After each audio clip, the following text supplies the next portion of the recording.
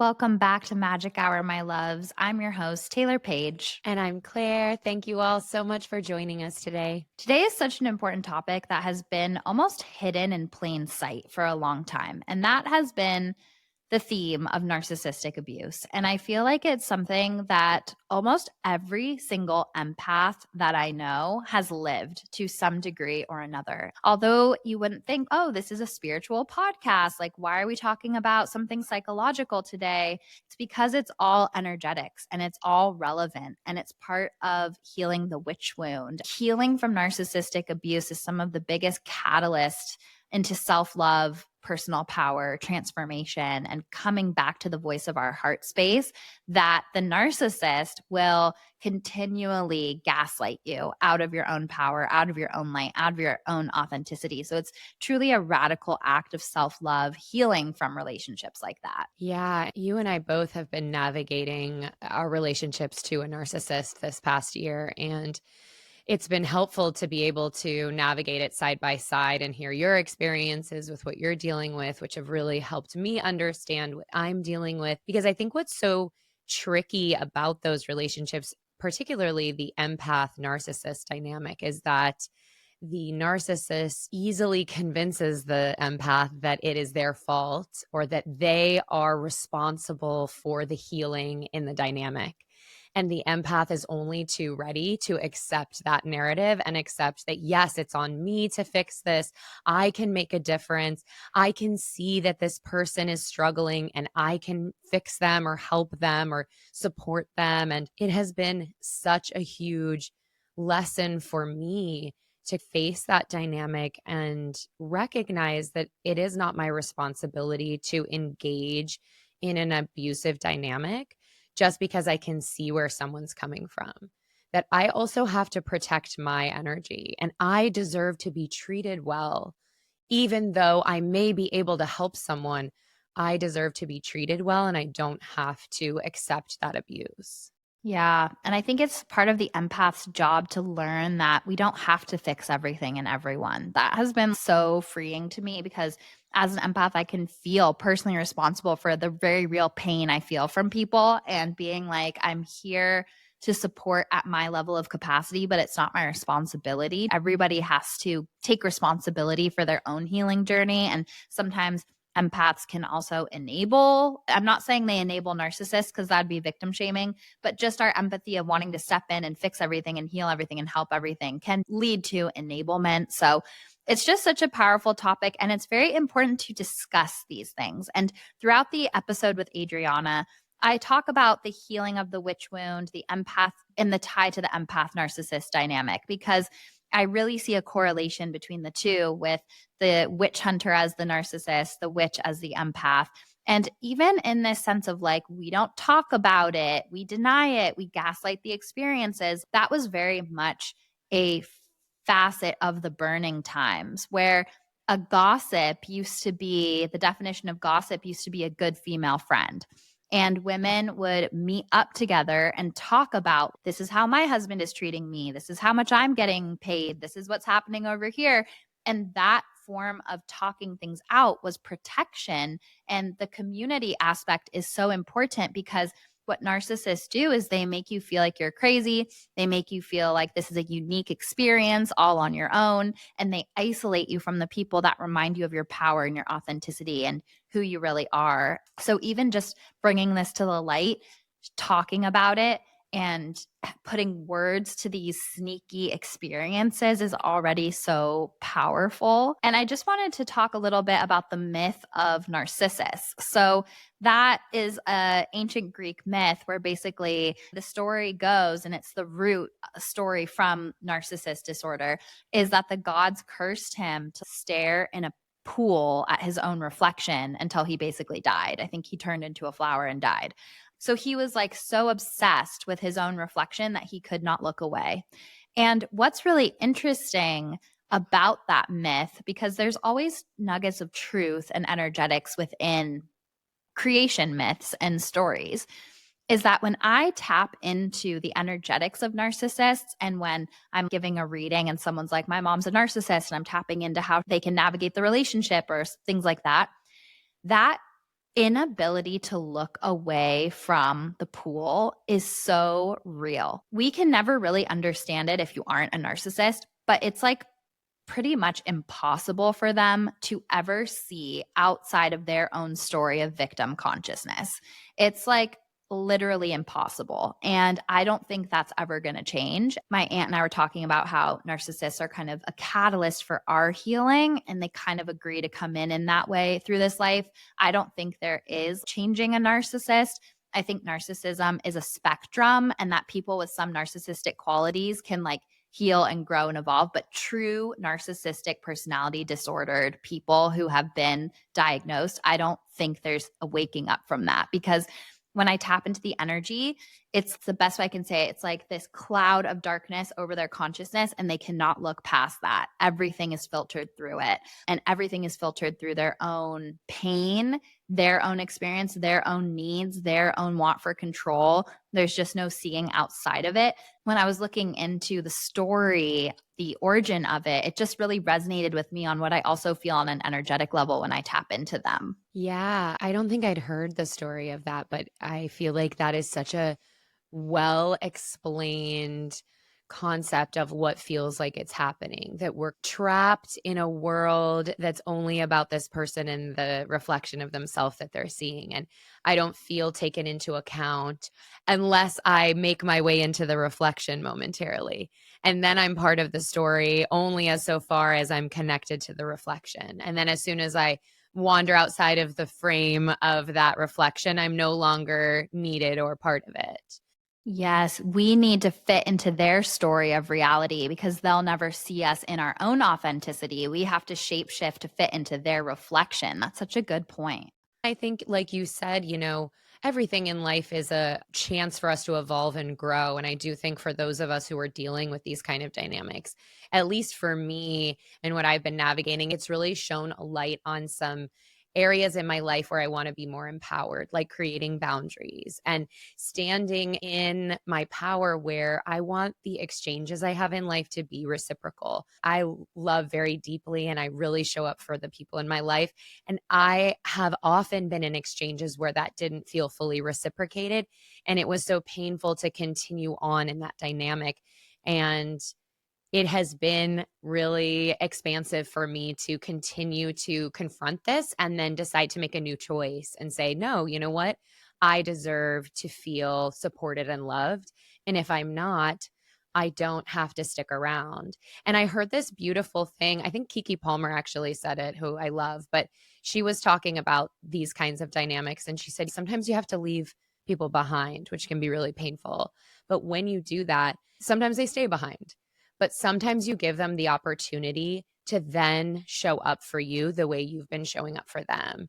And so I think creating those boundaries with these types of dynamics is good for us and ultimately good for the other person. Whether or not they take the opportunity, it is a gift to give them the opportunity to take accountability for their actions. Yeah. And I think that's, again, that distinction between people who are sort of on the narcissist spectrum that show some traits like that, and then full blown narcissist personality disorder, which I don't know if you can come back from that. I think that having strong boundaries to protect yourself is the best way forward. When I am in readings with people who have narcissists as a parent or co-parent with a narcissist, like people that you can't fully leave behind, time and time again, the answer is doing your own healing and nervous system work to a place where you don't get triggered by their behavior, by their accusations, by their gaslighting, and can stay in this neutral place.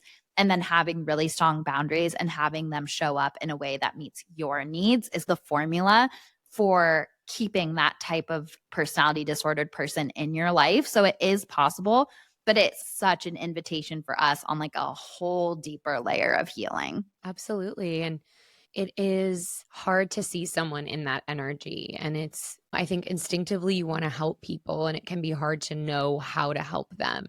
But I think when we honor ourselves and show up for ourselves in a way that's authentic and that's fully supporting our light and our joy and our love and the vision of our life, that is a service to everyone around us. So even if you don't know how you can help this other person help themselves, staying in your authentic vibration and showing up for yourself and supporting yourself, I think is helpful to everyone, including them, however that shows up for them, whatever that does for them. That is a gift because it shows them your boundary and asks them to confront that. Yeah, and being a drained, burnt out, dim version of self with no power doesn't help anybody. And like going back to that myth of Narcissus looking at his reflection in the pond, it's like that consciousness is all based in projection, not reality. So Narcissus is not looking at the real world. He's looking at an inverted reflection because reflections are kind of like mirrored. So it's like his consciousness, his version of reality, his story of self, his ego. It's like there's just this inability to see outside of that. So it's just such a perfect myth and metaphor. And I find it so interesting. And I can't wait to introduce our guest. And we have such a beautiful deep dive on this topic. But first, I just wanted to say I got the most exciting piece of news, which is a client in Amsterdam who I love so much. She's a regular client. She let me know that she and a couple of her friends popped over to Arthur Findlay College for a weekend course and that they had the best time and that she was like, I did full-blown mediumship. I did not know I could do that. We were all having so much fun. It was so beautiful. It was so special. And she was like, my friends heard your Arthur Findlay episodes and it made them want to go to the college. And so we all went spontaneously and we just were so activated. It was so healing. It was so beautiful. And that just lit up my heart so much because I just had a session with her recently and I paused the timer and we just had like a 10-minute chat about AFC and how magical it was. And so the fact that you guys are going makes me so happy. And if you do decide to go, feel free to email us at contact@magichourpod.com. It lights me up so much to hear about your experiences. I love that so much. That's so cool. What a magical place. And so far, I've only heard of you going there. And I think for a lot of us hearing about it, it's this magical experience in a magical land in like beautiful London or wherever. But yeah, this is accessible to us and these gifts are accessible to us, whether or not you go to Arthur Findlay. Like this podcast is an invitation to step more fully into those gifts, to have playful curiosity with it. Who knows what you can connect to if you just simply open up the possibility to it. Exactly. And so it like completely shifted their mindset. And she was like, now we're re-listening to your AFC episodes just so that we are talking about it and we're so in the joy of it. I'm like, that's just amazing. It like truly made me so happy. I love that so much. Yeah, I'm so excited to introduce our guest today and to dive into this super, super important topic that is close to my heart. Adriana Bucci is a certified life coach, empowering survivors of narcissistic abuse to heal, set boundaries, and live life on their own terms. After enduring nearly 3 decades of narcissistic abuse and grappling with severe physical chronic pain for 4 years, she realized the power of taking charge of her own healing journey. Her healing journey both liberated her from physical agony and freed her from the shackles of narcissistic abuse. Not only was she raised by a narcissistic mother, she also had a pattern of dating narcissistic men, worked at a severely toxic workplace, and was often managed by narcissists, and even had narcissistic friends. The narcs were everywhere. She truly believed she was the problem until she did the inner work and learned she was having an appropriate human reaction to abuse. Her own healing journey inspired her to become a life coach so she could help other people facing similar challenges. Her certifications include Certified Professional Life Coach, Certified Mind-Body Fitness Coach, Certified Stress Management Coach, Certified Safe Space Trauma-Informed Facilitator. Her ultimate goal is to empower survivors of narcissistic abuse to take control of their lives, to set boundaries, and embrace their true selves. That's why she's created a new community membership that provides a safe, efficient, and effective space for survivors to connect and heal at their own pace. Welcome, welcome, Adriana.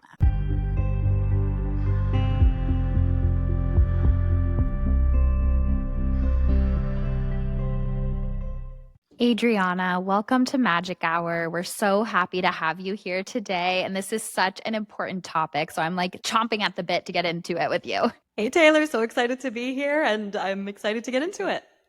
So, before we start the interview, I always like to ask our guest two questions. One of them is, what is your big three, your sun, moon, and rising? Leo, Leo, Leo. You are a triple Leo? Mhm. Oh my goodness. We've never had a triple anything on the podcast. I'm like a quadruple Leo, like the first 5 or something are all Leo. I'm floored right now. So basically, loyalty, passion, leadership, heart, shining your light. Makes sense. You have great hair. It's all coming together. There you go. That's amazing. Wow. Yeah. Pluto in Aquarius is stretching you and expanding you right now because it's in your sister sign. So, what a transformative, beautiful time. That resonates. Yeah. The second question that I like to ask is, how does your intuition speak to you? Great question. It just does. I don't even know how to describe it. It's like maybe thoughts, but like a thought that I didn't overthink. It's like the first thing that pops into my head kind of thing. And that's what I tell my clients. That's your intuition, because then there's room for the inner critic to come through. So it's just, I don't know, it's like one of those things where it's like you just know what your intuition is after doing a lot of inner work and stuff. It starts to make sense. I actually love the way you describe that because it's very synchronistic with the line of work that you're in. Because working with narcissists, it's all about gaslighting you out of your own truth and inner knowing. So, you saying my intuition is specifically designed as the very first thought that comes in, it's so tempting to second guess it, to gaslight yourself, to overthink it, to question it. So, that same trust muscle of trusting the first thought is such a part of the healing journey of narcissist recovery. So I love that synchronicity with how that comes through for you. Thanks. And it's not an overnight thing. So I don't want people to think that all of a sudden I randomly started trusting my intuition. I totally still second guess myself and all that. But as you heal, it's like you hear the intuition a little bit more easily. Absolutely. As you heal, you start to feel and release and process, and it clears the energy in your heart space for things to come through as a full body yes or no. And the journey of trusting our intuition walks hand in hand with trusting ourselves. So it does take time, and it does take a lot of forgiveness, patience, trust. Beautiful journey. I love that. So I want to start now with you just defining for our audience, because the word narcissist is thrown around a lot. What is a narcissist? I know there's a spectrum of narcissism. What's a covert narcissist? Can you just dive right into it for us? Totally. I don't want to give like a whole 5-hour long masterclass, but I'll do my best to summarize it. A narcissist is basically, you can Google it and find all the characteristics, like arrogant, and they think highly of themselves, and they're putting people down all the time, and they think they're the best and all that kind of stuff. And that might be true for overt narcissists who are like obvious, but then we've got the covert narcissists where it's not so obvious, and they might present as like very vulnerable and like they're going through something awful in their life, like throwing themselves a pity party sort of thing. They'll bond with you about vulnerabilities and things like that. And then next thing you know, this person is not who they initially presented themselves as. And so really, for those of you who don't know really what to look out for, again, you can Google it and find all the signs, but the best way, which is going to tie in with the whole intuition stuff we were talking about a few seconds ago, that if you start getting in touch with your emotions and you start to notice if interactions you're having with a specific person you're not sure is a narcissist, if you're ever feeling guilt, shame, or fear, I tell my clients all the time, these are the 3 musketeers. Those are the emotional states that narcissists will induce within their targets to make them easier to control. So if you're feeling guilty because, I don't know, you bought the wrong brand of paper towel or something so stupid and they're making you feel so guilty about it, you're probably being manipulated by a narcissist, right? Like those are literally the main emotions they use. And confusion's another one too. Like with healthy relationships, you're not going to feel confused. With a narcissist, you will absolutely feel confused because confused people are easier to control. And the other thing to really look out for as well is the cycle of abuse: love bomb, devalue, discard. And that's going to happen and manifest in any sort of relationship with a narcissist. If it's a significant other, the love bombing, when you first get together, it's too good to be true, your soulmates, da da da da. Devalue, they start making those digs towards you. Discard, they'll dump you for somebody else and they're in a brand new relationship, and then it's like you're dead to each other and they never reach out, and then they can repeat that cycle all over again. With a parent, they don't really need to love bomb you because you're just there. Like you don't get to choose your parents, you just exist, but they'll love bomb you if they need something and they'll be nice to you about it. And then once they're satisfied they've gained your trust, they start devaluing you. And then the discard could be 5 minutes of the silent treatment. At a job, the love bombing could be like, it's a too good to be true work environment. And then you start working there and then your boss starts putting you on a performance improvement plan 1 month in because you made an honest mistake because you're in training, and then discard, they fire you, right? Like it could be anything like that. So the cycle can be very subtle sometimes, but you're going to start noticing it now that I've planted the seeds. Yeah, that's the thing about narcissism. We aren't educated about this. And so there is a level of confusion. But once you start to break it down and put language to it, it's such a textbook cycle that they all fall into. And I saw on your Instagram, one of your quotes is confused equals abused. And I think that that's really important. And as you were speaking, I just got this kind of feeling download of if you're in a relationship with anybody, whether they're a narcissist or not, that they dim your light and you start to question yourself and you start to lose sight of your authentic expression and essence, and you become this kind of depressed shell. That is not a relationship that's worthy of being in your life. So I just want to hit a little bit onto the empath narcissist connection, because this is a spiritual podcast. A majority, if not all of our listeners are empaths, and the empath narcissist dynamic is just a tale as old as time. And I see it as a modern day playing out of the witch and the witch hunter, where it's like slowly draining us of our magic, our connection, creating the problem and acting like a victim. It's just so similar. And I think people with a lot of magic and power and wounds, whether they're karmic or past life, incarnate into circumstances where they do a dance of narcissistic abuse to wake up and to heal and to choose themselves in ways that they couldn't in past life. So I'm just wondering if you could speak a little bit deeper to that empath narcissist dynamic. Totally. So number one, beware of the narcissist who calls themselves an empath because they are out there and they are hiding in plain sight. Especially there's a lot of them in the spiritual communities and like the healing communities and stuff like that. So just be very mindful, like everybody warning, right? They're out there. Not to, obviously all of us are empaths. Like anybody who's been abused by a narcissist is probably an empath. It doesn't even have to be like a rocket science thing. It's narcissists will target people who have empathy. So if you're an empath, you're automatically a target for a narcissist. Now, does that mean that empathy is bad? Absolutely not. The world totally needs more people with empathy, but there's people who like exploiting that empathy, and those are the narcissists. And so they might even perform empathy. They have what they call cognitive empathy, which is the ability to understand what empathy looks like and act it and perform it so that everybody else thinks that they're normal. But the reality is they truly don't have empathy, because if they did, they wouldn't be abusing you and they wouldn't be putting you through all this crap that they're putting you through. And so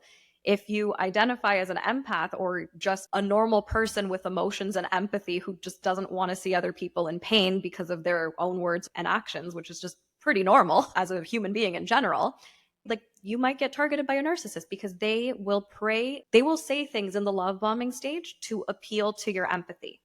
And that's how they gain your trust, because it's all about trust. And when they're love bombing you, they make themselves super likable, because you're not going to trust somebody who you don't like realistically.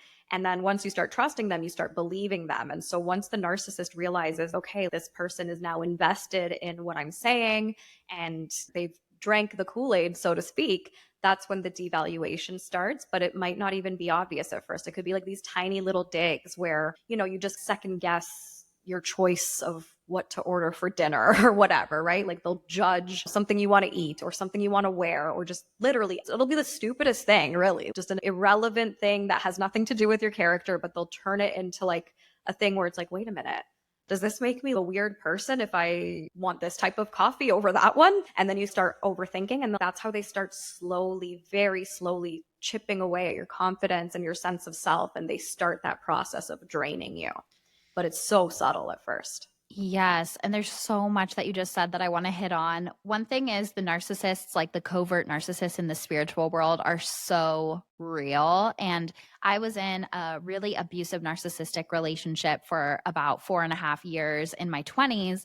And it was crazy because I was like, how did this even happen? He came off as so spiritual and awake and above it all and holier than thou. And it was just so interesting and so subtle and sneaky the way that it starts to bleed in. And what's really interesting, and I'm wondering if you see a pattern with your clients about this when it comes to narcissistic relationships, romantic relationships. I didn't even like him at first. It was like my body and my intuition knew, no, this isn't quite a match.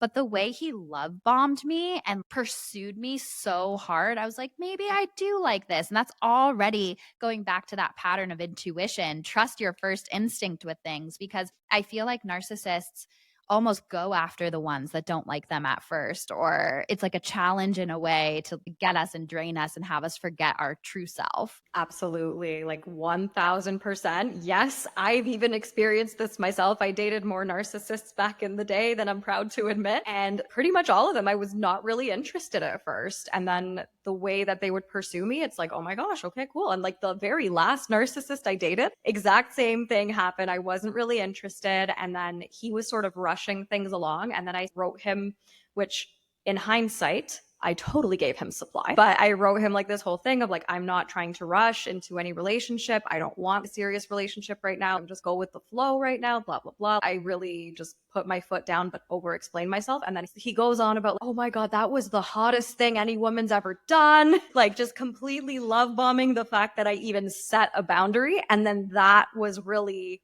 what hooked me in. And I was like, oh, okay, he gets it, right? So it's like, they really go after, and because when you are someone who has empathy, you can understand, okay, wow, maybe we did have a misunderstanding. So if you give a chance, and yeah, it's so, so common where there's that instant sort of repulsion with the narcissist, but a lot of the times we can confuse that as chemistry as well, right? I tell my clients sometimes the bigger the spark, the bigger the narc. If you feel that chemistry and like the fireworks or whatever, you're probably dealing with a narcissist. And it's just that your nervous system is so habituated to being in these toxic dynamics that it's giving you a warning, but you're interpreting that warning as love. And especially if you're from a narcissistic family, right? Like you were raised by narcissists or had a lot of narcissists around growing up that were close to you or your family, you're a magnet for these people.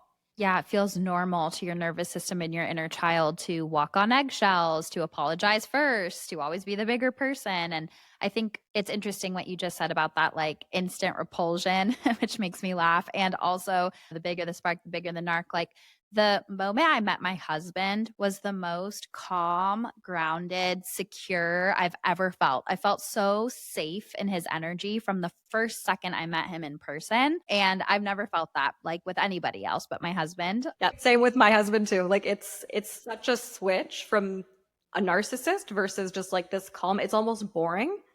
But once you do enough healing, it's like you realize, no, this is what my nervous system needs. And I think also as empaths, a lot of us can be like anxious attachment style, and we get so groomed by the narcissist to always be checking in on how they're feeling and walking on eggshells and wondering if we're doing something wrong. That for me, being in a secure relationship now, I'll still notice little ways that I would just give my power away to my husband. He's not asking for it, but I see the ways that I made it so easy in the past. And it's just interesting to witness. And I think another element of the empath narcissist dynamic is that, like you said, we empathize with them. They usually have some sort of sob story. It's not like we don't have our own sob story, but we are like, oh my gosh, I get it. I get why they would be this way. I have to help them. I have to take care of them. And then I think there's also this element of you can't imagine them being so calculated and purposeful about it because you could never be that way. Like we can't see in others what we don't have in ourselves. And so the empath is like, no, that would be the most crazy, evil thing ever if they were doing all of this on purpose. But it is very calculated. And so I think that's another element, is that we just could never imagine acting that way or treating somebody that way. So it's hard to believe someone could. Exactly. And that's the other thing too. We project our empathy onto everybody. We assume everybody has the same heart as us. Everybody has the same generosity and empathy and willingness to care about other people as we do. And that could not be farther from the truth. There are some people you're just cut from two completely different cloths, and it is what it is. But that's another reason why it's so easy to stay stuck in a narcissistic dynamic, because it's so crazy to get to that understanding of, no, they actually calculated this. They actually sat there, did some little mental gymnastics and decided that this is going to cause the highest amount of emotional pain in this person who loves me. That's what I'm going to do. And you could never conceive of doing that to somebody else when you're an empath or just a normal person with empathy, because it's just not who you are. And we tend to project that onto the narcissist or other people. And we, for lack of a better word, have our heads up our asses about how evil some people can be. Yeah. And when you just said we project our empathy onto others, it's so true. It's like we give people the benefit of the doubt all the time. And it's not to say we shouldn't not be kind or open or have walls up. And I see this with empaths. I see this with my clients in my readings all the time. It's like sometimes it's our default setting to give everything we have. And sometimes the lesson is actually people need to earn that level of devotion and let them show you that. And the love bombing works because it's everything that we so desire. Like we want that fairy tale love. We want that devotion. We want those fireworks, but it's not giving it enough time before you fully devote yourself and your life to that partner. The love bombing can't last forever because they can only hide who they are for so long and they don't have that much to give. Who are they outside of that? And let some time go by. Let there be negative space to see how they fill it before you fully give your heart to somebody. 100% could not agree more. And literally, like, who they are is who they are in the devalue discard stages. Like, the love bombing is just a mask. It's an illusion. It's who they need to be to gain your trust. And so that's something to be very mindful of in your interactions with a narcissist or a potential narcissist. If you're not sure, notice if they're saying things that like they're trying to rapidly gain that trust from you. And that's what hooks you too, right? Because that love bombing, that creates the trauma bond, that creates those endorphins. And when things are going horribly in the relationship, all you want is to go back to that love bombing stage. That's the goal, because you know that that's what they're capable of. But what you have to realize is that was fake. That was all just a trick to hook you in. And it's this dance you end up doing where they take it way too far and you're ready to leave. And then they apologize profusely, love bomb you, and the cycle starts over. And I remember in my abusive relationship, I was actually sad when things were going well because I knew inevitably something was going to happen that would break my heart. And the show Big Little Lies, was that it? Nicole Kidman's character and her husband are like that kind of dynamic, and it became physically abusive, which mine did as well. And that was like the most accurate representation I've ever seen of that kind of back forth of like power and manipulation and that up and down roller coaster ride. And so how do people become narcissists? Are they born that way? Is it trauma related? People will say different things, but I've done a lot of Dr. Ramani's workshops in the past, and I'm pretty sure from what I can remember, what she said was that it could be trauma, where that's just how they learn to survive. And it also could be that they were just overly spoiled in their childhood, never told no, and then they bring that with them into their adulthood. But in the case of if it's trauma, guess what? Who doesn't have trauma on this planet? Everybody has trauma to some extent. And there's so many of us who have been through narcissistic abuse, which is trauma.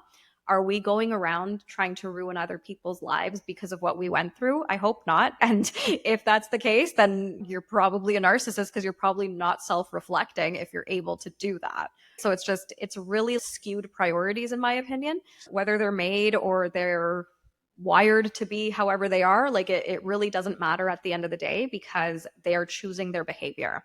If who they are in public is somebody else than who they are behind closed doors, that takes so much awareness and like knowing who your audience is and knowing about your surroundings. So it's just so important for people to understand that they're not in this weird blackout trance state. They are literally intentionally choosing their behavior. Yeah, exactly. We almost excuse them as if they were like a drunk person or something. It's like, no, they are fully aware. They're fully conscious of their actions. With that, I just feel like these conversations are so important because, like we were saying before, it's so sneaky. And when I realized what was happening to me and that this was not a unique experience at all, it was so helpful and healing for me to find people like you who are just constantly shouting from the rooftops how textbook this is. And once you see it, you can't unsee it. And so to call out some of these textbook behaviors, because I know there's the love bombing, then the insulting, then the disregarding. What are some things that are just so textbook of narcissists, like starting a fight on a holiday, things like that, that are just so obvious once you see them? What do you see the trends that people can start to understand the narcissist in their life? The holiday hoovers, that is so a thing. Like if there's a holiday, if it's your birthday, if it's, I don't know, your wedding anniversary, if there's an anniversary of something you're looking forward to, whatever it is, anything that's not about the narcissist, they're going to make it about themselves. If you have a pattern of not really liking your birthday because you've been with a lot of narcissists, there's a reason for that. They literally operate by the same playbook. They'll say, you're too sensitive, you're remembering wrong, like you're the one with anger issues. Why do I have to be the one to apologize all the time? That kind of thing. There's also like Darvo. So it's just another tactic: deny, attack, reverse victim and offender. If you're calling them out on something, they're going to deny whatever they did. Then they're going to attack you. And then they're going to reverse victim and offender. So they make themselves the victim and you the offender. And when you're someone with empathy and they're doing that, you're like, oh my God, I did something so horrible to this person. And then you're distracted from the abuse. It's just so textbook. And I have lived this with different family members and romantic relationships. And so it's just so validating what you're saying. And like you said, and I will repeat it, confused equals abuse. And then, of course, there's made up emergencies, creating a smear campaign against you, removing you from the people that remind you of your power and who you are. Like my narcissistic abusive relationship was very much trying to isolate me, very much trying to cut me off from the people that loved me. And these behaviors, they make up some big reason why they need you all to themselves and things like that. But resisting therapy, every narcissist I know refuses to go to therapy, says they know more than the therapist could ever know. Is that a pattern that you see a lot too? Yeah, there's that. And if it's not that, it's the opposite end of the spectrum where they're so for going to couples therapy or family therapy or whatever because they want to manipulate the therapist so that when they can say like, oh, well, the therapist took my side. So never ever do couples therapy with a narcissist because it's never going to go anywhere. But usually, yeah, they will refuse therapy and basically they're sending everyone around them to therapy because they refuse to go. Yeah, exactly. I'm like, thank you for making me a better person by sending me to therapy. It's not even about you anymore. You're just like a foil for my character development. Exactly. And that backfired on them, didn't it? Yeah, exactly. And weaponizing spirituality is something I have written down, and you already touched on that, where it is like, it reminds me of people back in the day who like spoke for what God would want. God would want this, God would think that. And if you come from a really spiritual background or religious background, I feel like narcissists, and I know some people like this who think they can speak for God or think they can judge you based off of what God would say. And it's just so anti-spiritual to me. Exactly. Like there's so much hypocrisy in churches and stuff like that. And that's like communal narcissists too, right? So there will be like a leader of a spiritual organization or a priest or a rabbi or whatever, even like someone who runs a charity or whatever. And that's a type of narcissist where it's like they have such this squeaky clean image to the public, and then behind closed doors with their family or whatever, they're a monster. But in public, they're getting all this recognition and all this praise and all this kind of stuff. And they're basically weaponizing these teachings from the religious books in order to suit their own agenda. Yeah. And I feel like we're even seeing that politically in the moment, talking about communal narcissism. It's just so interesting how we can see the clear manifestation on the macro of how unhealed we are as a nation and what we think is okay, and how people are getting gaslit by different narratives politically to think that it's in their best interest, but they've completely lost their light and their connection to their intuition. And so it's very interesting to see these things played out in a macro way. It's very relevant right now. Totally. I'm so happy I'm Canadian. That's all I'm going to say. I did not know you were in Canada, girl. I'm coming over. Your emotional support Canadians are here.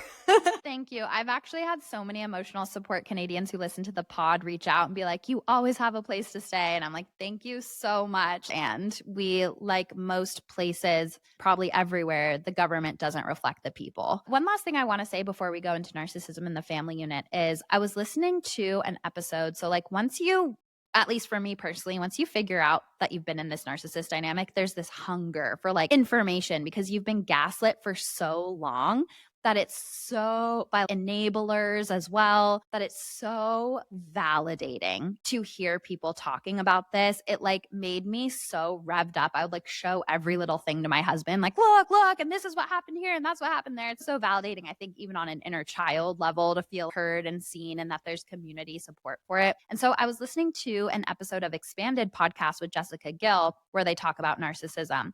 And the guest was saying that narcissists don't have the ability to create their own self-worth. So basically, through trying to control other people and their actions and be in complete control, it makes them feel like, oh, I'm worth something because I'm this important to them, that they'll go through all these hoops just for me.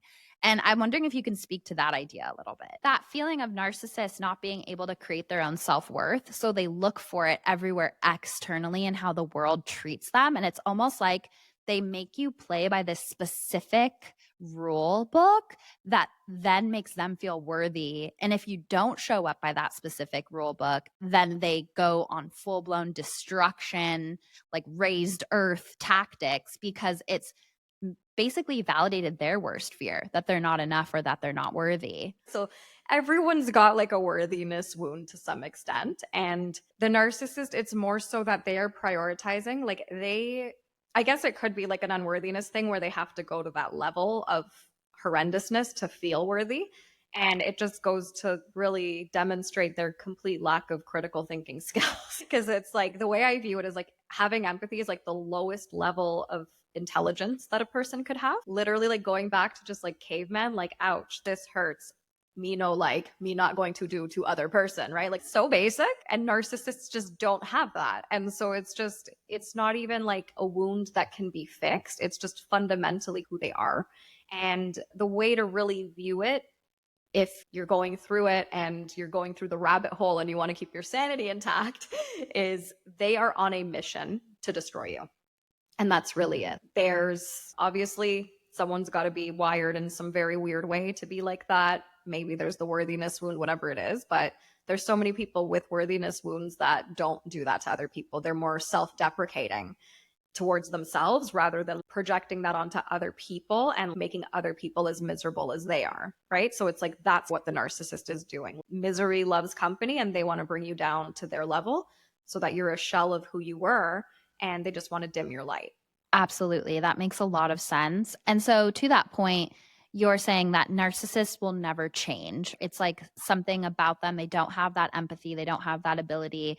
And so this echoes something that my aunt, who's very spiritual, she was saying, that narcissists aren't here on earth to really change and grow and heal the narcissism. They're here to help us on our healing journey and our empowerment journey.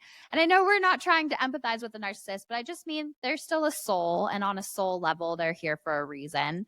And I think with that, it's for our awakening. Like they're just the biggest tests for us and our self-worth and our personal power.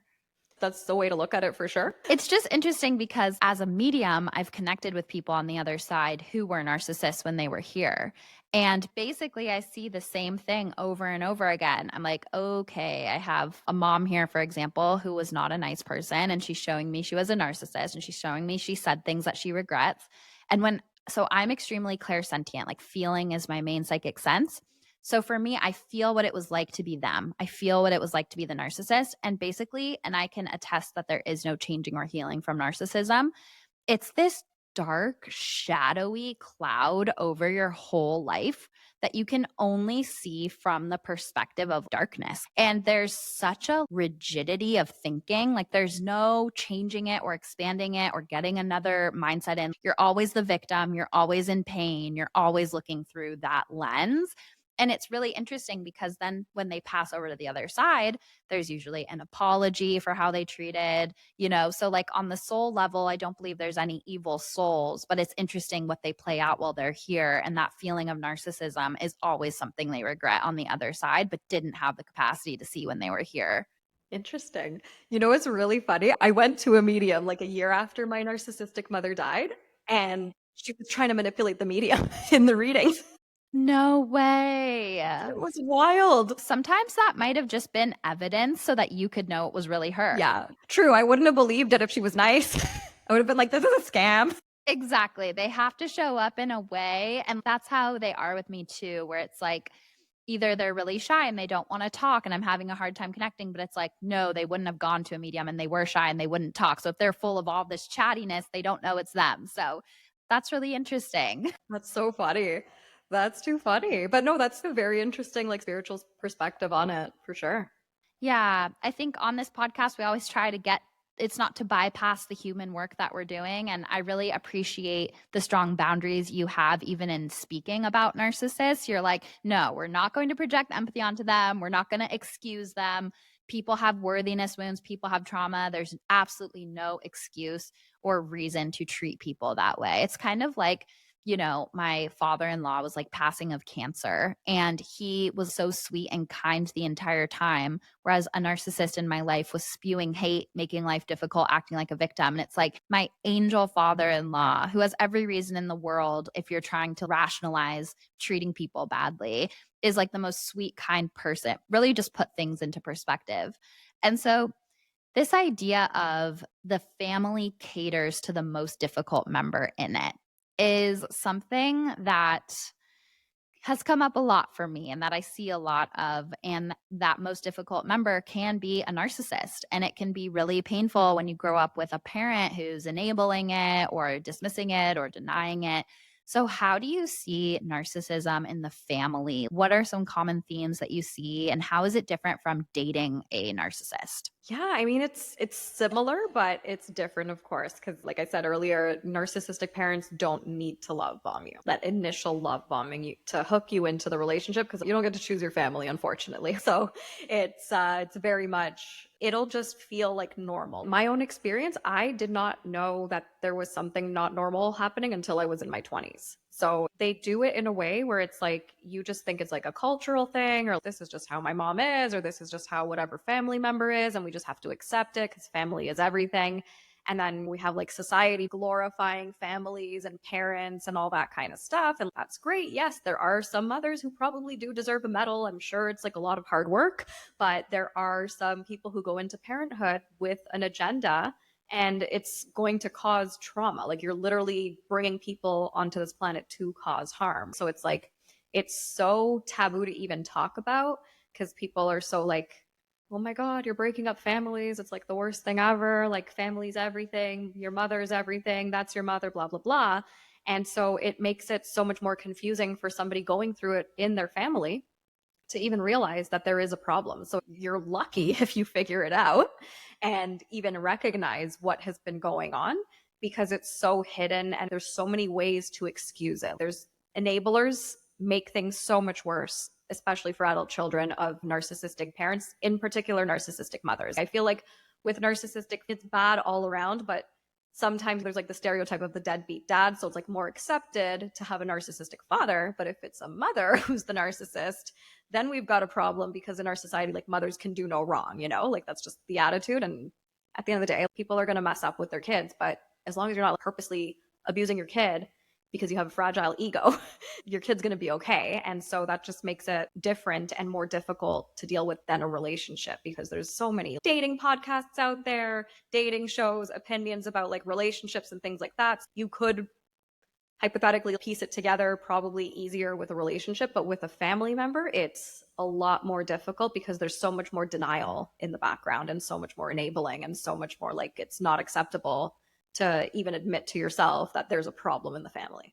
I've found, or I just have a suspicion that when you have like a narcissistic mother or parent, that they love you when you're a baby, but then as soon as you start to have your own personality and agenda and wants and needs, that's when it might start worse because the baby is just completely dependent on them. You're their whole world. Like they don't even know they're a separate being from you yet if you're the mom. And so I feel like in that part, it's like what an amazing mother, so good with the baby, but it might be as you get older that really reveals itself. Exactly. Like the goal is supply. So that's like your attention, your emotional reaction, your time, your engagement. So a baby is such a great supply source for a narcissistic mother. And it's also very easy for narcissists to manipulate their own children because this is a fresh new little brain that they get to mold from day one. So it just really cements that conditioning in so much more than if you had a normal family and then encountered one narcissist. Yeah, just psychologically, in a lot of ways, our mother's voice becomes our inner voice. And so I'm wondering if you feel comfortable to speak to this, how growing up with a narcissistic mother affected your connection with your own intuition and trusting yourself. Oh, I didn't trust myself for shit. I gaslit myself, like my mother gaslit me. Anytime that I had like something intuitive happen, I've had some weird experiences with my intuition for sure. And my mom would just yell at me about it and just say that I was wrong and I don't know what I'm talking about, or like I caused a bad thing to happen or whatever. So I started really distrusting my intuition. And there would be times when I intuitively would know that she was lying to me or something, but I probably didn't have proof or whatever. And then, of course, that gets turned into I'm just making false accusations. How could you do this to your mother? Blah, blah, blah. It became safe for me to completely dismiss my intuition because I was in survival mode as a child, obviously, right? Like you depend on your parents for life, literally. And when you're a child and you're under their roof, your brain and nervous system are going to make you repress whatever you need to repress so that you're able to stay safe under this person's roof because you need to not die, basically. Yeah. And I feel like that is an interesting creation of an empath as well, because when you're in a situation where you have a narcissistic parent, your emotions are on high alert to walk on eggshells at all times. Or if you have any type of abusive situation in childhood, it turns up your intuition because it's part of your survival mode toolbox. So it's a very interesting thing how then as adult empaths, we recreate those dynamics, like you said, whether it in partnership or in work. It's just so fascinating. And so going back to that metaphor of the witch hunter and the witch with the narcissist empath, I see the parents and community and people who are enabling the narcissist as like the townspeople who are indoctrinated into these religious superstitions and are like, no, don't go, just don't trust your instincts, stay a part of the crowd, don't shake the boat, just apologize, be the bigger person. That's the townspeople of the group think. And it can feel so hard because as humanity, we're wired more than any other species, maybe, to be part of community, to be safe. And so when the whole community is asking you to dim your light, to not trust yourself, to basically light yourself on fire to keep this narcissist warm, it's really difficult to forgive the enablers. They might not be the one directly abusing you, but they're saying it's okay for you to be abused. And that was very hard for me too. Yeah. Yeah. Enablers are just as toxic, honestly. I have a theory that has always been right so far. I'm still willing for it to be wrong at some point, but I do believe that enablers are narcissists themselves. Ooh, do go on. I sure will. So basically, if you put yourself in the shoes of any given enabler that you've encountered, right? Where someone's telling you about some horrendous abuse that they've been through, and you ask yourself, would my first response be to say, oh, but that's your mother, or oh, maybe you're remembering wrong, or oh, I'm sure she had her reasons? No, you'd probably be horrified, you know? So if someone's initial reaction is to justify and excuse the abuse, that tells me that makes me wonder what they're doing to the people closest to them, right? Because if somebody's okay with the fact that you're going through this, something's wrong fundamentally with how they think, right? Like they either don't have enough ability to use their brain to recognize that, oh, maybe not everybody on this planet has had the exact same life experience as me. And that's a problem if there's grown adults walking around with that kind of mentality. Or they're doing that to other people and they don't want to be found out. So they're going to just justify what that other person's doing. Because if it's someone who truly cares about you and you're telling them this horrendous thing that happened, like they should care. They should at least empathize with you, or they should at least say, I don't know what to say, but I'm here to listen. And I have an analogy as well where there's some enablers who will say, oh, well, I've never experienced this before in my life, so I just can't empathize with you. Okay, cool. Again, this tells me there's a problem with that person because I don't think that every single human being, if you want to call yourself someone who has empathy, has had to go through every single horrible thing that any given person could go through in order to empathize. If someone gets into a car accident and has to get their leg amputated, are you going to tell that person like, oh, the doctor might have been wrong, they should have been able to save your leg? Or if you think positively enough, it's going to grow back. That's not something I've ever experienced, getting an amputation. But if someone told me that they did, I would empathize with them and I would say that absolutely sucks. And so Why is it that all of a sudden, when it's your mother who's an abuser, all of a sudden it's okay for people who have never been through it to just completely dismiss you and make you wrong for recognizing what you're recognizing, right? Like it's better for them to just say nothing if they have nothing to say about it rather than to continue the narcissist's agenda of making you think that you're crazy. I agree. And especially if narcissism is a spectrum, those people at the very least have narcissistic traits because they use that same gaslighting technique back that you were saying. What was it called? Darvo, deny, attack, reverse victim and offender. Yeah. And I feel like in my experience with people who are enablers, they do deny it. There's like such a firm sense of denial. And then they're like, well, you also did this, or maybe you could be more that, or blah, blah, blah. And they totally reverse it. They do apply the same tactics, which is just so interesting. And I think a lot of them aren't happy in their own lives. I think that's the thing too. Like people who are enablers, when I feel into their energy, I think what you said about them not having the critical thinking skills is maybe I'm just projecting my empathy, but them not having the critical thinking skills seems like by choice because they know it would unravel. Like they're the people that don't want to rock the boat and who don't want to do work on anything. They want life to just be as easy and mild as possible. And they know that if they root out the narcissism, you're their invitation to wake up and shake up and change. And they don't want that. They want things to just stay the status quo. They know that the ripple effect of change that will happen if they acknowledge the narcissism is like beyond their capacity. And so they're abusive at the very least, in that their heart is telling them like there's some truth to this, and they're gaslighting you to your face to keep the status quo. Mm-hmm.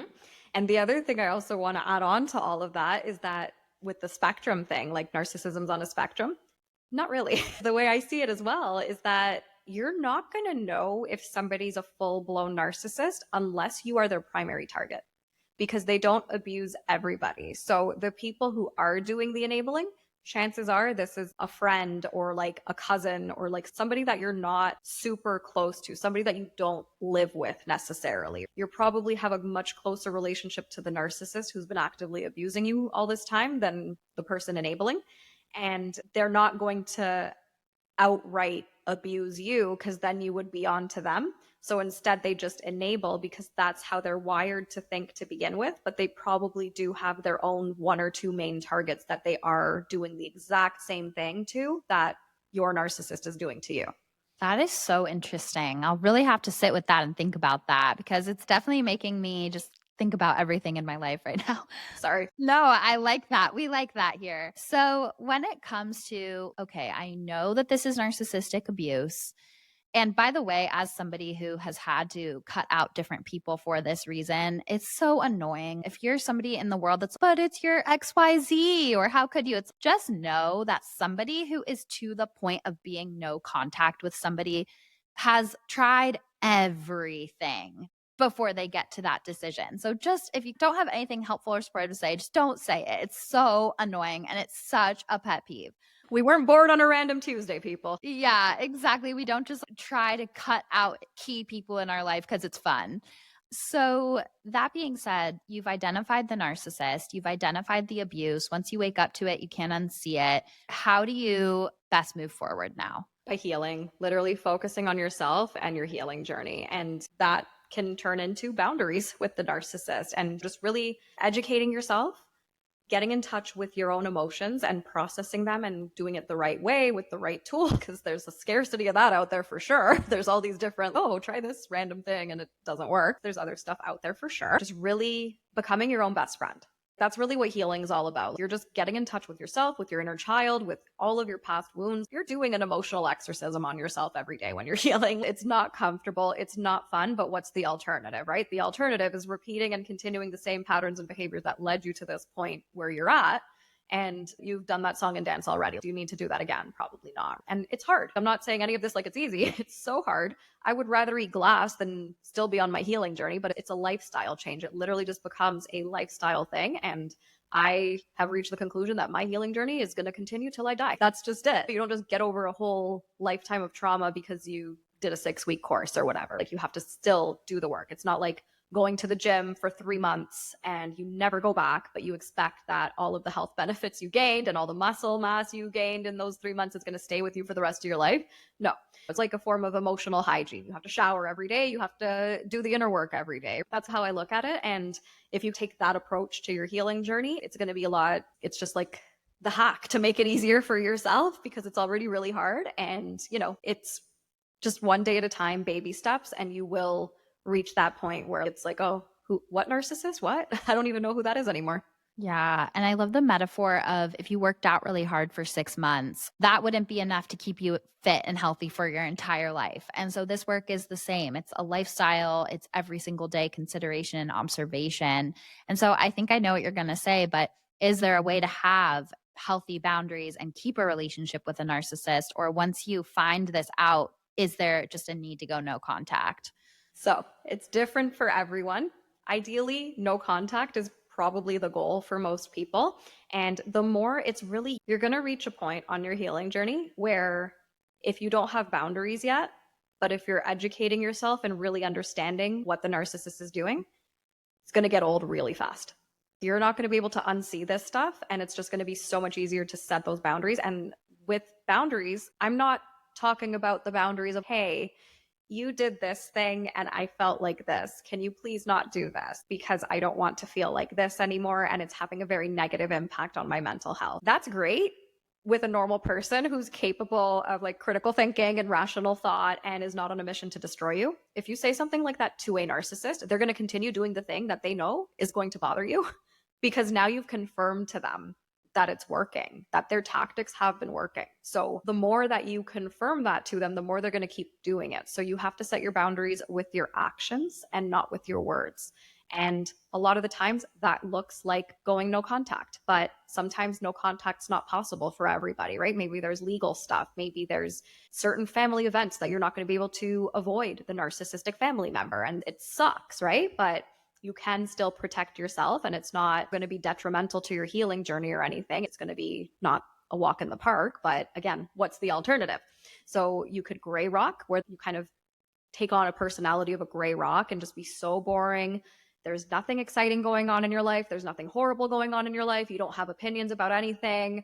The weather is the most exciting thing that you talk about, very surface level type of thing. That's an option if you have to still live with the narcissist or no contact's not possible. Then there's low contact where it's just very selective communication and only for important things that you've determined ahead of time are important and everything else gets ignored, or no contact. But the main goal really is to stop giving the narcissist supply, which is your emotional reaction and your engagement and your time and just any energy and attention that you exert towards them, because that's what they're feeding off of. And that's why you're so tired. And so if you keep doing that, nothing's going to change. And eventually it's just going to come naturally to you to want to have some sort of boundaries because, again, the alternative sucks. Yeah. And that like gray rocking is so good because it's like it doesn't give them an opening for anything. Like when they say, "How are you?" Fine. Okay, well, I actually think that XYZ was wrong. You shouldn't have done that. Okay. Like you just don't play off of anything and they don't even know what to do with that. It just like, sends them into a spiral. Exactly. And they will probably try harder. So, just a warning. A lot of people say that gray rocking doesn't work because the narcissist gets worse. Actually, that means it does work because it's just confirmation that you are dealing with somebody who feels so entitled to getting that supply from you that they're just going to try even harder to get it when you have shown them that you're not giving it to them.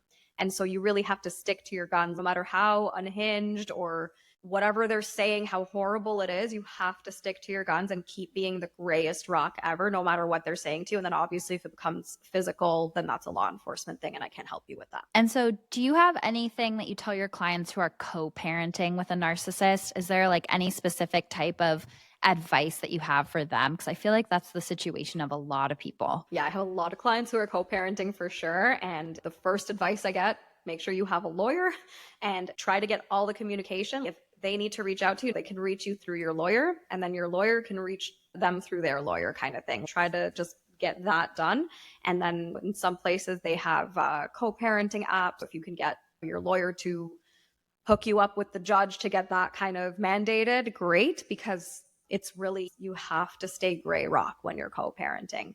And I'm not an expert in the co-parenting aspect, but I have seen other coaches who call it parallel parenting, where it's like you have your time with the kids, they have their time with the kids, and that's it. There's no co because you're not coexisting and there's no way to co with this person. So you have to just, it's basically you have your time with the kids, they have their time with the kids.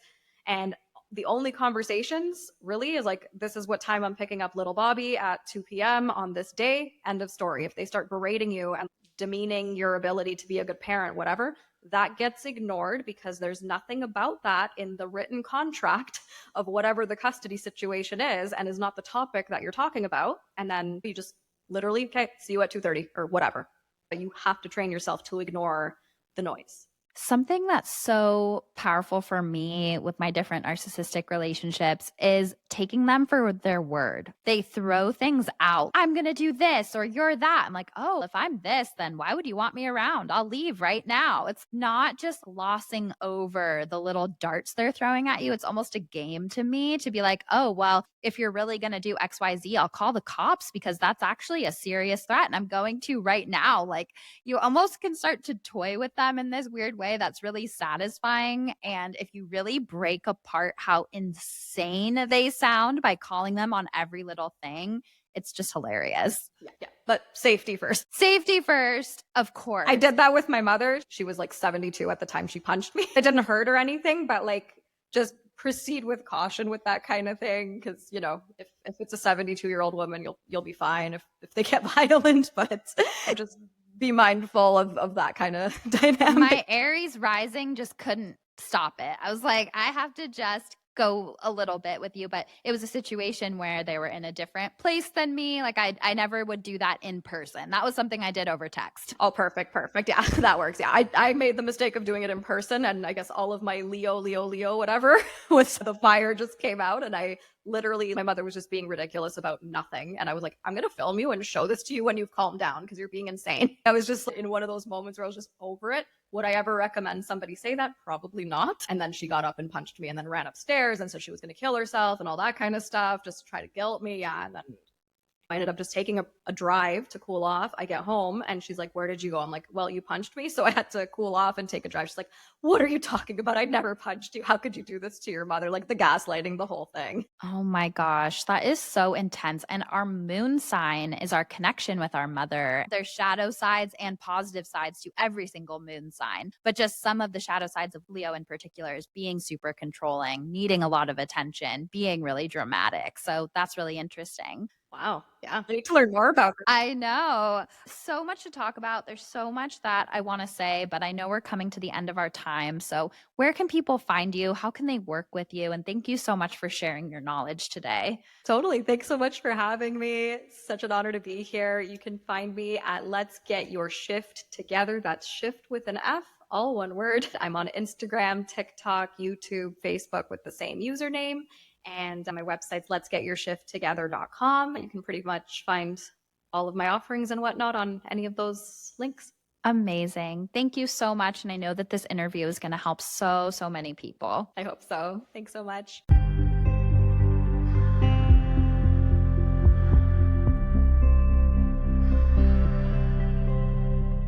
Before we transition to Sitting with Spirit, I invite you to join me February 27th at 6 p.m. Pacific, but it is a recorded event. So if you can't make it live, you will get the replay for Pisces Season Earth Angel Club. It is happening on the Pisces new moon.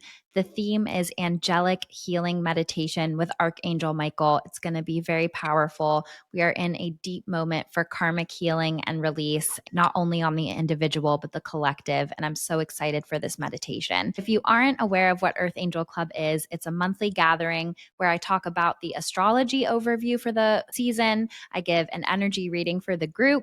I do a guided angelic meditation attuned to the current zodiac season energy. And then I give ritual suggestions for utilizing the magic of this time. So there is so much to talk about moving into Pisces season. The astrology of March has so much going on. So if you would like a little extra guidance and self-care for the soul, you can sign up at angelsandamethyst.com. and is spelled out. And code EARLY will give you $11 off until Monday, February 24th. So I really hope that you'll join us there. It's a very special event, and you'll have the replay link to rewatch it and do the meditation as many times as you'd like.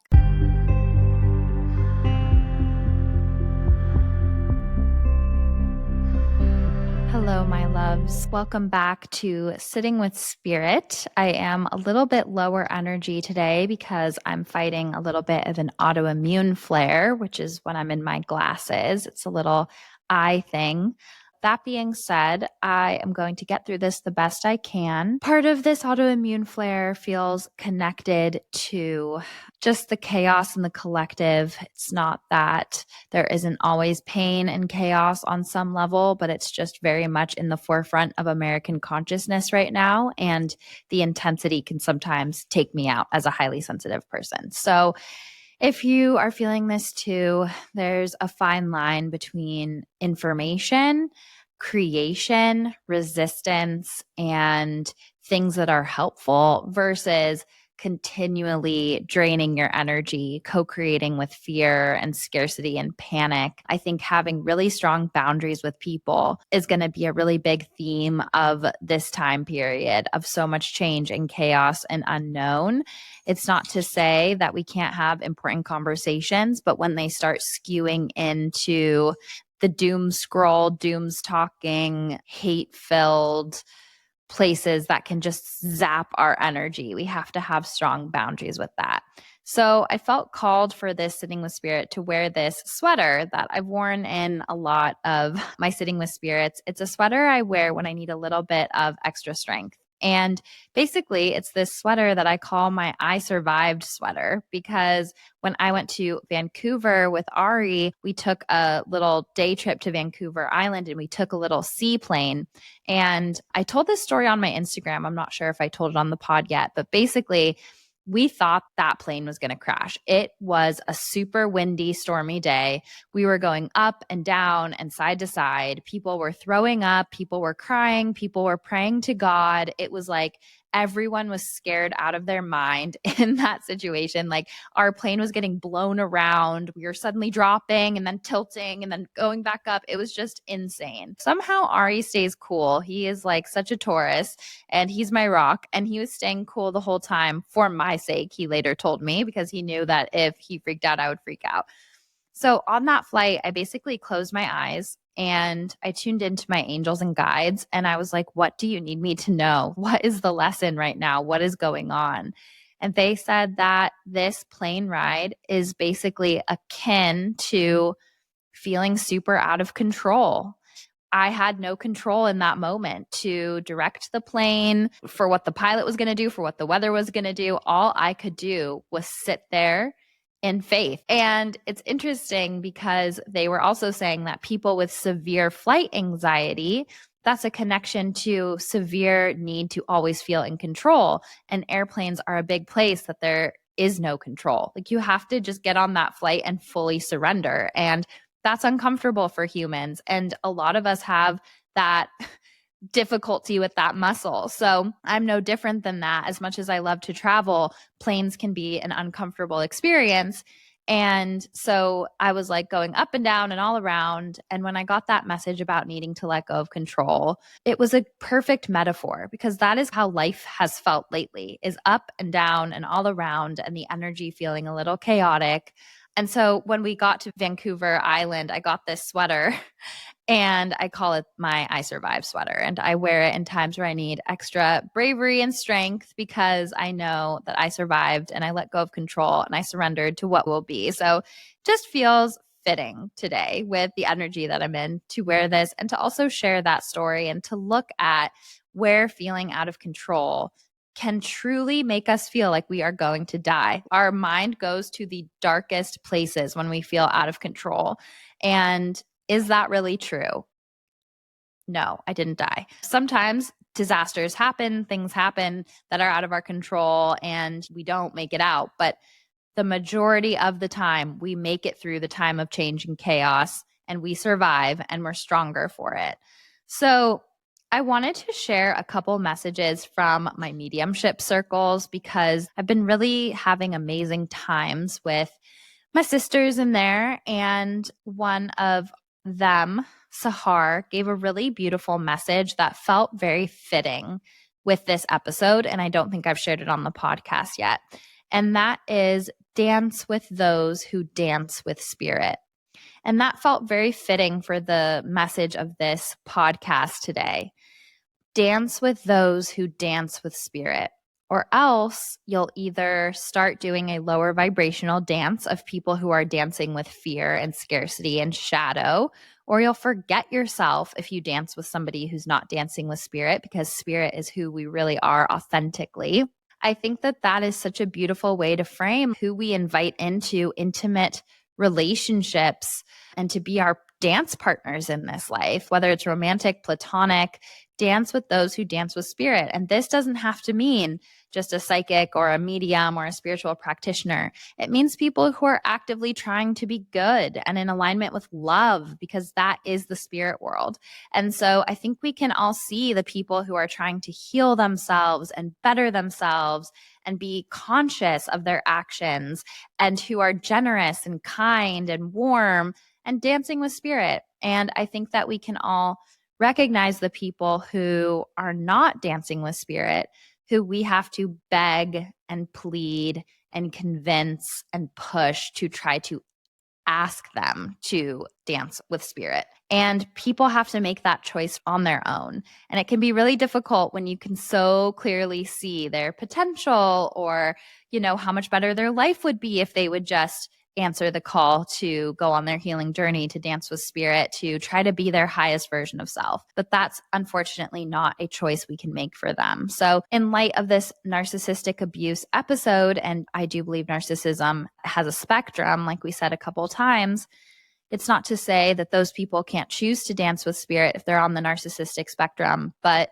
don't be the one that tries to push them, convince them, beg them at the expense of your own light, dignity, self-love, personal power, self-confidence, and really self-respect.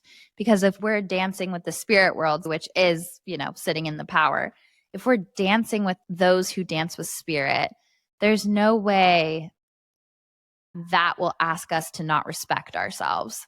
And if we're dancing with people who are not dancing with spirit, it will be obvious, because it will fail the pillars of personal power.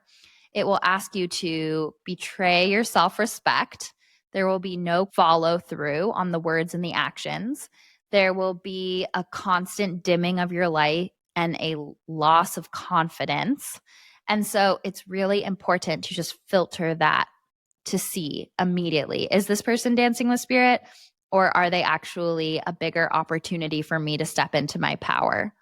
So that being said, a big message that I got is that we need more silence and simplicity, that everything right now is really loud.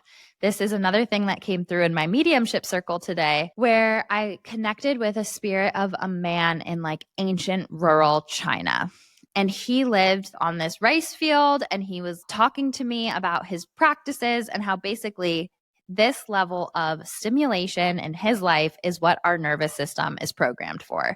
He lived very cyclically. He lived off of the land. He had community. But other than that, he was disconnected from the busyness of the bigger cities and the bigger hubs. He was just connected with nature and the elements that created space for creativity, spiritual connection, etc.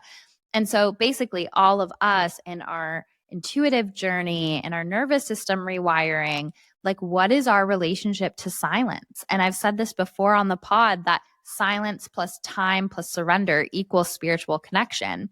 Without the silence, there isn't space to be filled by the spirit world to come through and speak to us. And so silence can be really difficult to cultivate. Silence can feel very uncomfortable. We want to immediately fill it. We want to numb and avoid and deny and just stay disassociated. And if we can learn to cultivate more silence, the first step might be sitting with the emotions and the thoughts that come up that try to take you out of it. But if you continue to practice silence and commit to silence, It's such a medicine that is underrated for these times, and it will help you see everything clearer.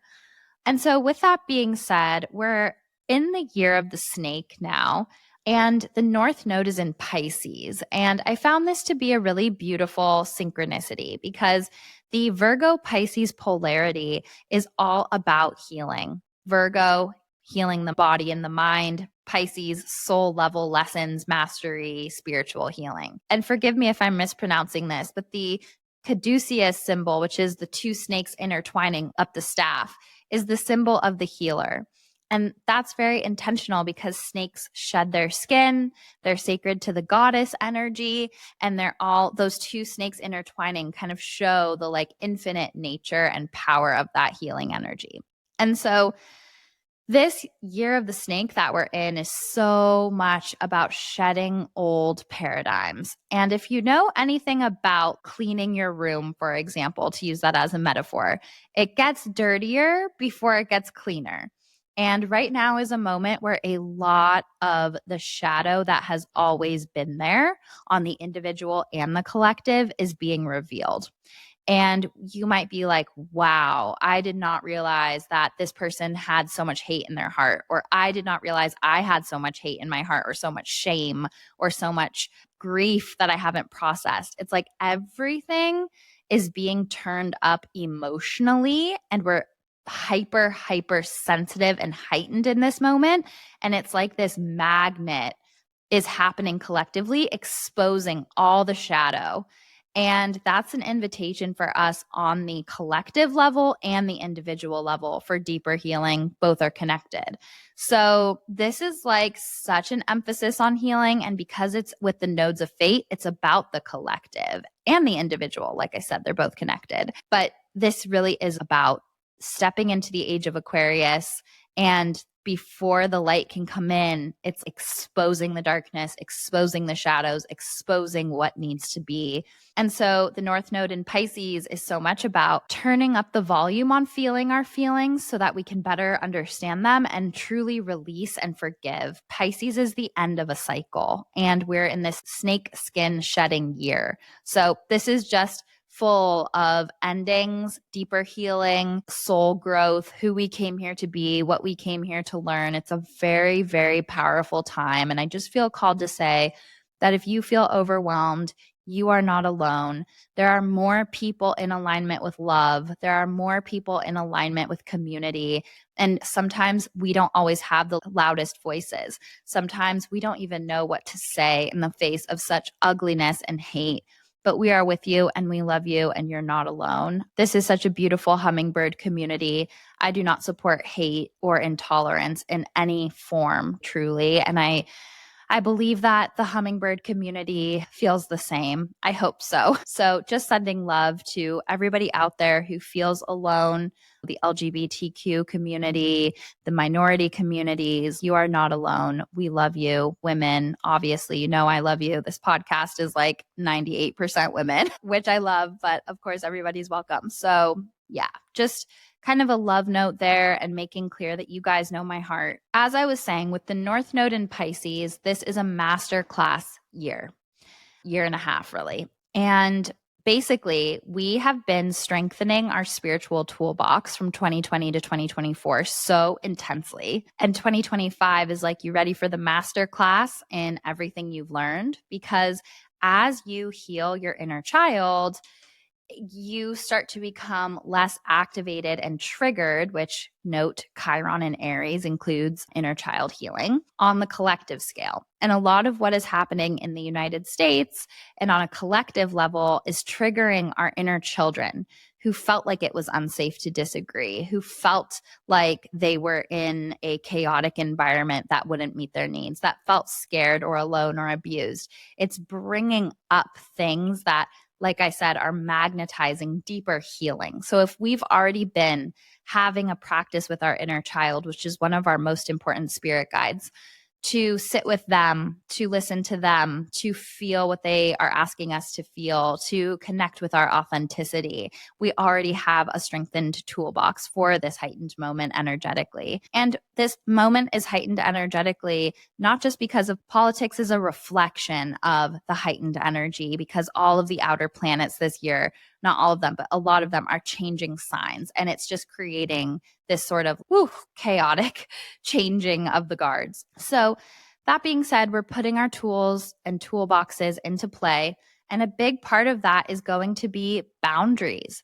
Boundaries with people who drain you, who can't respect distance, who demand too much of you, who require you to light yourself on fire to keep them warm. I know I say that all the time because it's just so accurate. Boundaries, boundaries, boundaries. No longer accepting less than you deserve, no longer waiting for the potential, no longer letting yourself be talked down to or mistreated, letting go of relationships that are not equal. So this is going to be really important as part of protecting your energy through times of change. And so with that being said, I saw this interesting symbol of a tornado, which is my symbol for like chaos and a lot of moving parts and a lot of things happening mixed with pressure cooker energy.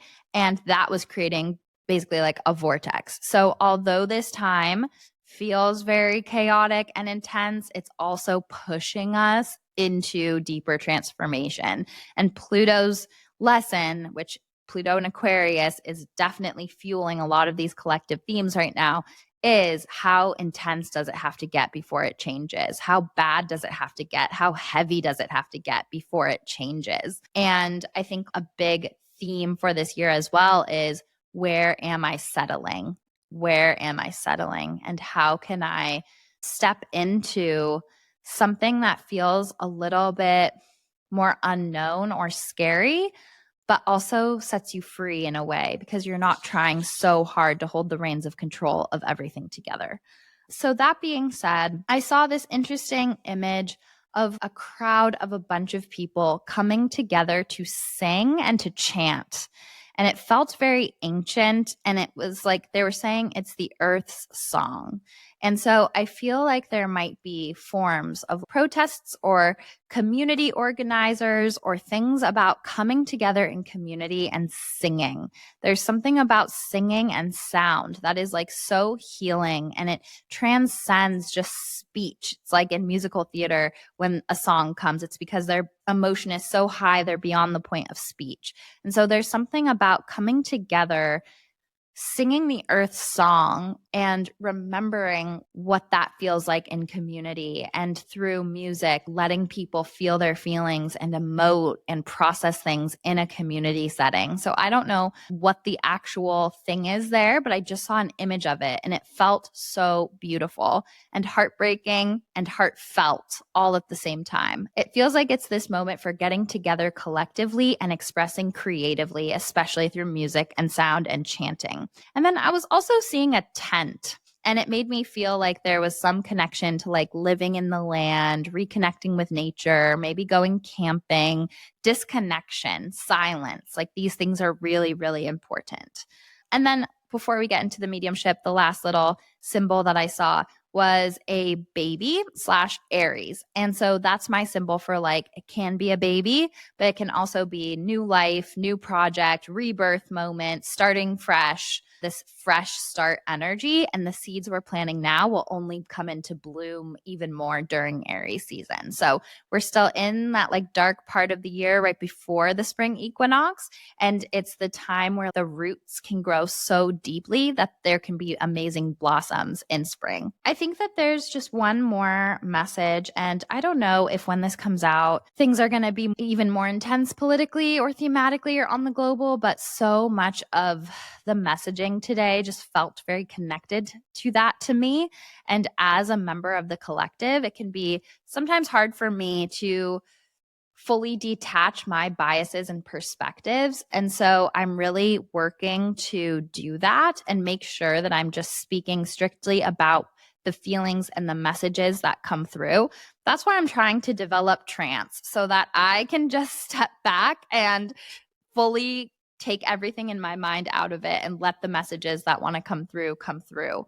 But there was a message that basically we need radical honesty on both sides, that when both sides of the aisle politically get so indoctrinated into their ideology that we no longer question the party, that is a problem. And I basically saw that there's corruption on both sides and there's people who want to do good on both sides, but that we get so radicalized that we turn on each other and the corruption wins, the shadow wins.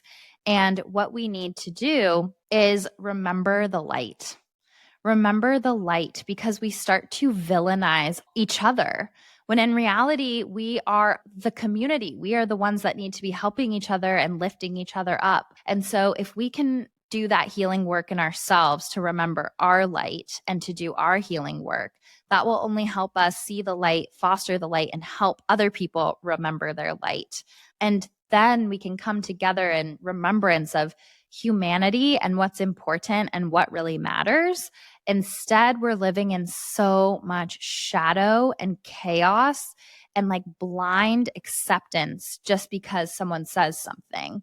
And I think that part of the message of remembering the light isn't just about healed versus unhealed. It's also like enlightenment, like shining the light on what has been hidden, learning new things, revealing new things. And we need to remember the light on both sides, because the shadow has really been trying to do the work of the shadow and create more separation, create more fear.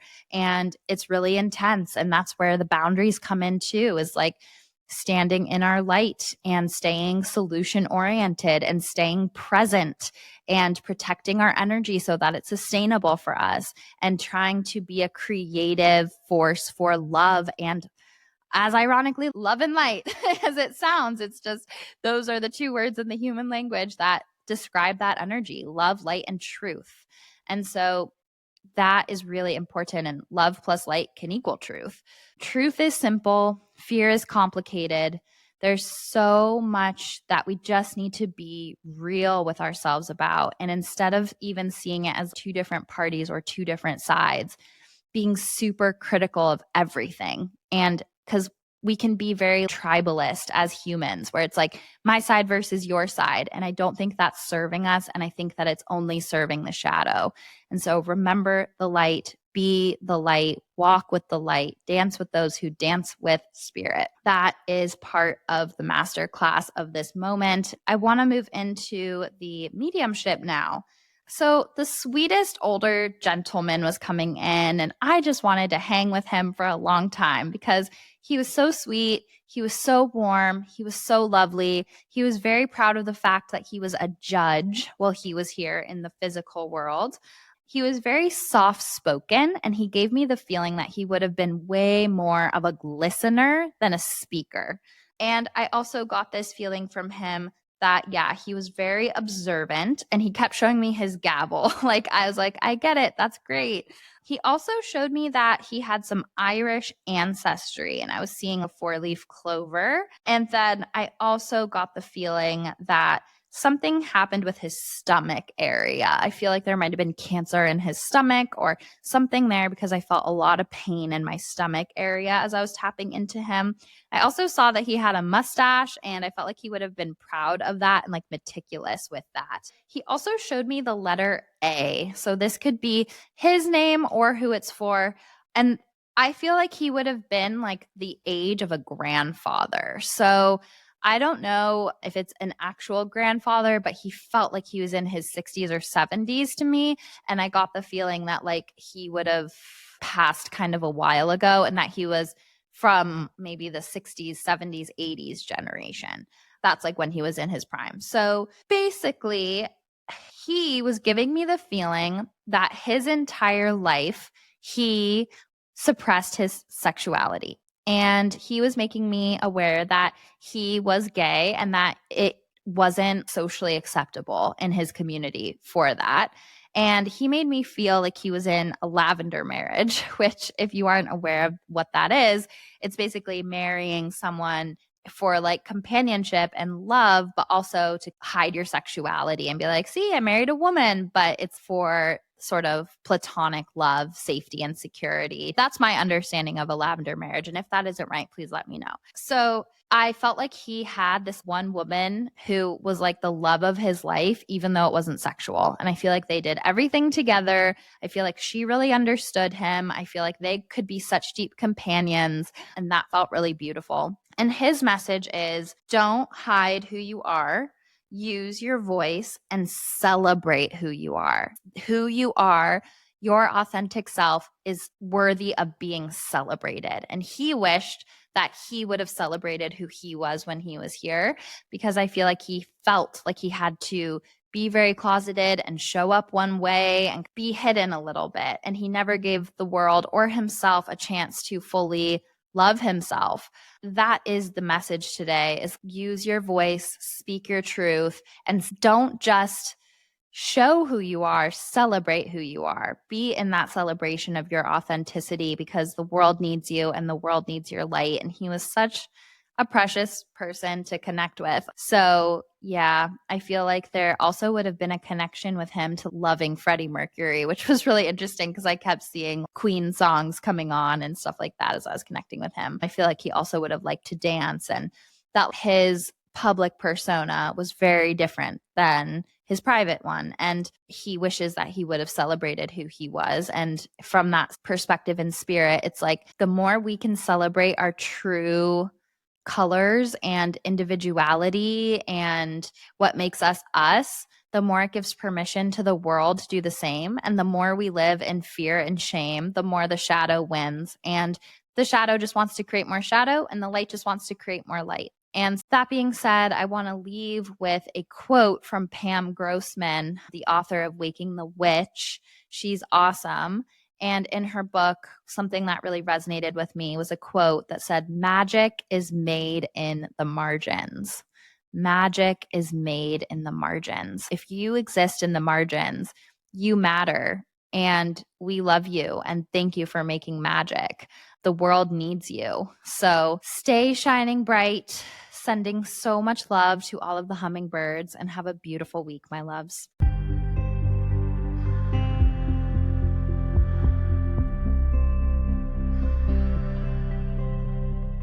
For more information on Taylor and her work, go to angelsandamethyst.com or connect with her on Instagram at angels_and_amethyst. She is the one verified account with this name and will never DM you for a reading. If you have any questions about intuition, spirituality, angels, or anything and everything magical, please email contact@magichourpod.com. We will answer listener questions once a month in our solo episodes. Are you an aligned business owner that would like to advertise to our beautiful hummingbird community? Please email contact@magichourpod.com. Make sure you're subscribing to Magic Hour so you never miss the magic. And don't forget to leave us 5 sparkling star reviews. They help more magical people find the pod. Please screenshot and email your 5-star reviews to contact@magichourpod.com, and we'll send you a free downloadable angelic meditation and enter you to win an angel reading with Taylor Page. If you review on Spotify and Apple Podcasts, we'll add your name twice. And if you share the podcast on your Instagram story and tag us, we'll add your name a 3rd time. The next giveaway will happen when we hit 222 5-star reviews on Apple Podcasts and Spotify. Thank you for listening to Magic Hour with Taylor Page. Remember, you are magic.